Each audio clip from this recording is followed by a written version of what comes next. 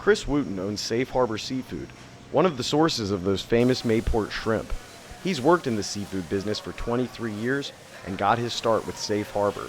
The market and restaurant have been open since the late 70s, packing seafood from here all the way up to Canada. Wooten says it's a tough business. These guys fight the elements, and along with fighting elements, they also have to keep an eye on global seafood prices.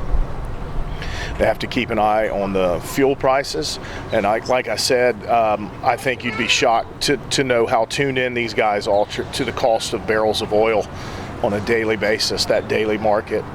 And also they have to stay competitive with all of the containers pouring in from China. Besides that, they're away from their families a lot. If that's not bad enough, there's the village itself. It's deteriorating badly.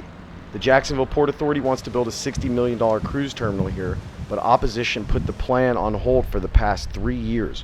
Wooten says without the cruise terminal or some other redevelopment effort, the village will be dead in the water. Now it's nothing but blighted. So we're concerned as business owners here of how long are we going to sit and watch a blighted area. We want something. We want shops. We want, maybe villas or hotels, bed and breakfast. Mayport Village was established in 1562. Until the turn of the century, the last century, the only safe way to get here was by boat.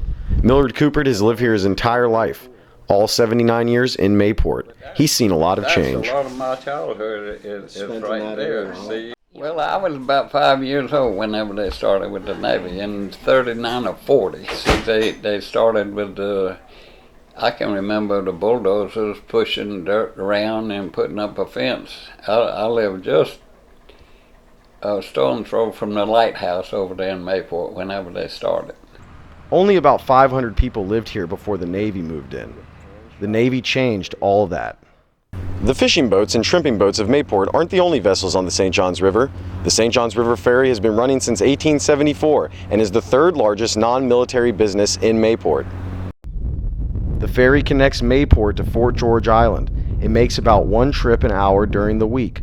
The ferry provides 33 jobs, transporting nearly 250,000 cars and trucks each year, and 6,000 cyclists and pedestrians each year.